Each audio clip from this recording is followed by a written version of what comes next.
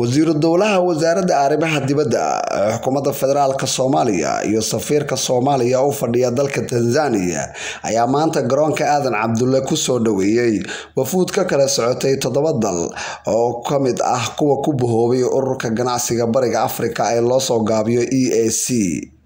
safiirka dowladda federaalka oo fadhiya dalka Tanzania Marwo Sahre Cali ka hadashay munaasabada soo dhaweynta ayaa sheegtay in imaatinka wafuudan ay qayb ka tahay ka qaybgalka shirka wadamada EAC oo ka furmaya maalinta biri ah magaalada Muqdisho ee caasimadda Soomaaliya iyo Soomaaliya oo rajo weyn ka qabta in ay ku biirto ururkaasi. waxaan u joognaa oo aan u imid oo baryahan dhan aan ka shaqeynaynay ama bilooyinkan dambe aan ka shaqeynaynay waxa weeyaan sidii aan ugu biiri lahayn East African community oo aan soo wadnay muddo dheer maanta se waan taaganahay qaybo kamid ah inaan ku soo gabagabayno waxa afka qalaad lagu yiraahdo verification. daraad waxa yimaadeen teamkii secretariatka oo ka kooban ilaa iyo 8 qof oo isugu jira wadamada 7 ah ay ka kooban tahay East Africa. maanta waxa halkan ila joogaan aan ku soo dhaweynayaa team ka socda dawladda Uganda laakiin u ah East African community oo ka tirsan si ay uga qayb galaan verificationka bilaaban doono furitaankiisa berito ilaa iyo 3 bishana ka socon doona Hotel Peace haddii Rabbigay idmo.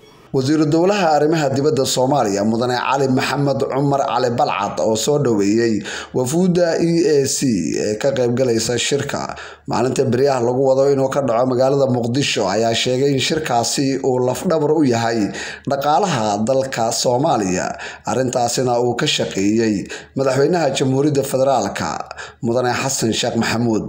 wafdiga maanta yimidna wuxuu gabagabo u yahay inuu soo gabagabeeyo oo talaabooyinkii ugu dambeeyay oo ahaa hubinta in Soomaaliya ay buuxisay shuruudihii ay u yimaadeen.